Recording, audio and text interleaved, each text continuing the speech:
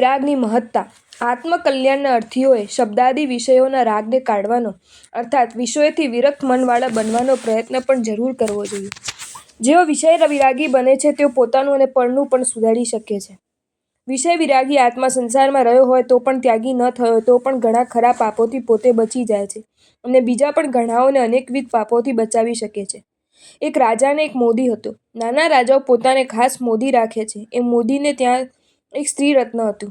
કોઈનું કોઈ પ્રકારનું પુણ્ય હોય તો કોઈનું કોઈ પ્રકારનું પુણ્ય હોય. કાંઈ રાજાને બધું સારું મળે એવો તો નિયમ નથી ને. રાજાને ત્યાં હોય એ પ્રજાને ત્યાં ન હોય ને પ્રજાને ત્યાં હોય એ રાજાને ત્યાં પણ ન હોય. એમ બનવું એ કોઈ અસંભવિત વસ્તુ નથી. પુણ્યના ભેદને કારણે આવું પણ બને. એ મુજબ મોદીને ત્યાં એવું સ્થિર રત્ન હતું કે જેવું રાજાના અંતેઉરમાં પણ ન હતું. મોદીના ઉપર રાજાને સારી પ્રીતિ હતી. મોદીના વિરોધીઓથી એ ન ખમાયું. દુનિયામાં કેટલાય માણસો એવા હોય છે કે જેઓ કોઈનું ભલું કરવામાં તો સમજ્યા જ નથી હોતા અને પારકું ભૂંડું કરવામાં જ રાજી હોય છે. કેટલાક તો એવા પણ હોય છે કે બીજાનું ભૂંડું કરે ત્યારે જ એમને સંતોષ થાય અને એમાં જ પોતાની બહાદુરી સમજે. આવા આદમીઓ દુનિયાના જીવોના અકારણ દુશ્મન બને છે. અસ્તુ. કેટલાક વિઘ્ન સંતોષીઓ અને રાજાના કાન ભંભેર્યા. કહ્યું કે આપ ભલે રાજા પણ જે વસ્તુ આપના મોદીની પાસે છે તે આપણે ત્યાં પણ નથી. આપના અંતેઉરમાં સ્ત્રી રત્ન નહીં અને આપના મોદીને ત્યાં સ્ત્રી રત્ન. એ ગજબની જ વાત છે ને. રત્ન તો રાજાને ત્યાં શોભે. આપ રાજા અને રમણી રત્નને ભોગવે છે બને જ કેમ? ધર્મ કલાથી વિહીન અણસમજુ રાજાઓ વિષય સુખના અતિ અભિલાષી હોય. એમાં નવાઈ પામવા જેવું કંઈ નથી. એ રાજા પણ વિષયનો અતિ અભિલાષી હતો. એણે વિચાર કર્યો કે મારે તપાસ કરવી જોઈએ અને મોદીને ત્યાં જો સ્ત્રી રત્ન હોય તો તેને મારે મેળવવું વગર ભોગવવું જોઈએ. આવી વાત સીધી રીતે તો મોદીને પૂછાય નહીં એટલે રાજાએ એકવાર તક સાધીને મોદીને કહ્યું કે આજે મારે ભોજન ત્યારે ત્યાં આવવું છે. રાજા પોતાને ઘેર ભોજન કરવા આવે એથી મોદીને તો ખુશી થાય પણ મનમાં કદાચ નાખુશી હોય તોય રાજાને કાંઈ ન પડાય. મોદી ઘેર આવ્યો અને સ્ત્રીને વાત કરી. સ્ત્રી ચકોર હતી. કાંઈક ભેદ છે એમ એને લાગ્યું. એણે મધુર રસવતી તૈયાર કરી. રાજા જમવા બેઠો. એ કાંઈ જમવા થોડો જ આવ્યો હતો. એને તો મોદીનું સ્ત્રીનું મોઢું જોવું હતું. પેલીએ લાજ એવી કાઢેલી કે મોઢું દેખાય નહીં. રાજા થોડું ખાય ને આડું જુએ. પેલી પીરસવા આવે તોય ભાણા સામું ન જુએ પણ એની સામે જોયા કરે. એમ કરતાં મોઢું દેખાઈ ગયું. રાજાને ખાતરી થઈ ગઈ કે મારે હજુરિયાઓએ કહ્યું છે તો સાચું. વળી રાજા વિચારે છે કે શું મારા કરતાં મારો મોદી વધારે ભાગ્યશાળી કે જેથી એને ઘેર આવું રમણી રત્ન હોય. પછી વાત. આવો વિચાર કરીને રાજા જમીને ઉઠ્યો અને પોતાના આવાસે ગયો. બીજે દિવસે મોદીને બોલાવીને રાજાએ હુકમ કર્યો કે તમારે અમુક કામ માટે 15 દિવસ માટે બહારગામ જવાનું છે. મોદીએ જઈને પોતાની સ્ત્રીને કહ્યું કે રાજાએ 15 દિવસને માટે બહારગામ જવાનો હુકમ ફરમાવ્યો છે.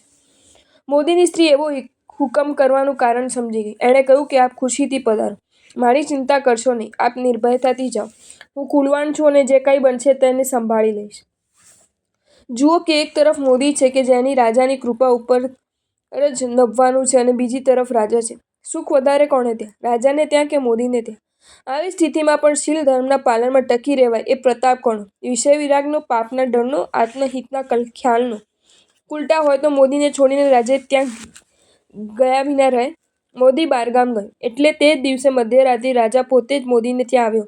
મોદીની સ્ત્રીએ એમ થવાનું ધાર્યું જ હતું. કારણ કે કામની દશા એવી હોય છે કે એ જાણતી હતી. કામની દશા કેવી હોય એ તમે પણ જાણો છો ને. એ એવો અંધબંધ બને કે એને બીજું પ્રાય સૂઝે જ નહીં. રાજાનો સાંકળ ઠોકી એટલે બાઈએ બારણું ઉઘાડ્યું. રાજાને અંદર લઈ જઈને હિંડોળા પર બેસાડીને મોદીની સ્ત્રી પોતે જાણતી હતી છતાં પણ પૂછ્યું છે કે આપ અત્યારે કેમ પધાર્યા છો? રાજા નફ્ફડ થઈને કહે છે તારી ખાતર. મોદીની સ્ત્રી કાંઈ જ બોલતી નહોતી. રાજા આવશે એમ એને માનેલું અને યુક્તિ યોજીને જ રાખેલી. એ મુજબ પોતાની દાસીને હુકમ કરીને મોદીની સ્ત્રીએ રાજા માટે પીણું મંગાવ્યું. એક સુંદર થાળમાં એકથી સુંદર 5 પ્યાલાઓ ગોઠવેલા હતા. દરેકમાં કળેલું કેસર, બદામ, ઇલાયચીવાળું દૂધ ભરેલું હતું. રાજાએ માન્યું કે ક્રમશઃ ઊંચા અને એકથી ચઢિયાતા પ્યાલામાં વસ્તુ પણ એકથી ચઢિયાતી હશે. પણ પીતા એણે જાણાયું કે બધા પ્યાલાઓમાં વસ્તુ તો એક જ સરખી છે. આથી એણે મોદીની સ્ત્રીને પૂછ્યું કે જો બધા પ્યાલાઓમાં એકસરખી જ વસ્તુઓ ભરવી હતી તો આટલા બધા પ્યાલા બગાડ્યા શા કારણે? આ અવસરને પામીને મોદીની સ્ત્રીએ કહ્યું કે રાજન, આપને અંધાપો આવ્યો હતો તેથી દેખતા કરવા માટે આમ કરવું પડ્યું.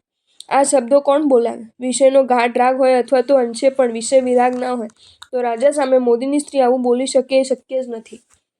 મોદીની સ્ત્રીએ અંધાપણું કહ્યું છતાં રાજા ખીજાતો નથી, કારણ કે તે કામાતુર બનેલો છે. એ તો મશ્કરી માણતો હોય તેમ પૂછે છે કે એ શું?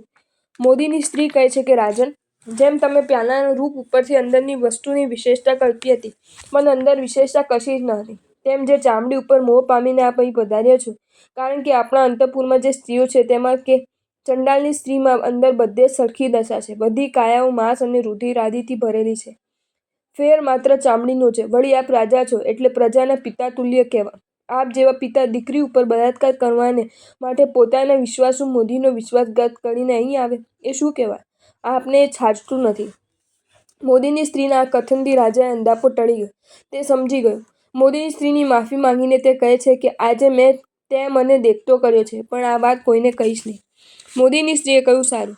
વિચાર કરો કે મોદીની સ્ત્રી પોતાના શીલને બચાવી શકી અને રાજાને પણ ઉન્માર્ગમાંથી ઉગારી લેવામાં સફળ નીવડી. એ શાથી?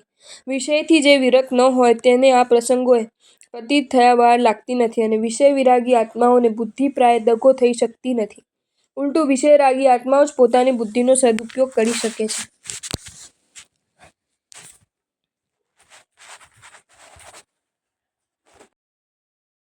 જો તમને આ વિડીયો ગમ્યો હોય તો આ વિડીયોને લાઈક કરો અને મારી ચેનલ જૈન ફેક્ટ્સ એન્ડ સ્ટોરીઝને સબસ્ક્રાઈબ કરો. ધન્યવાદ.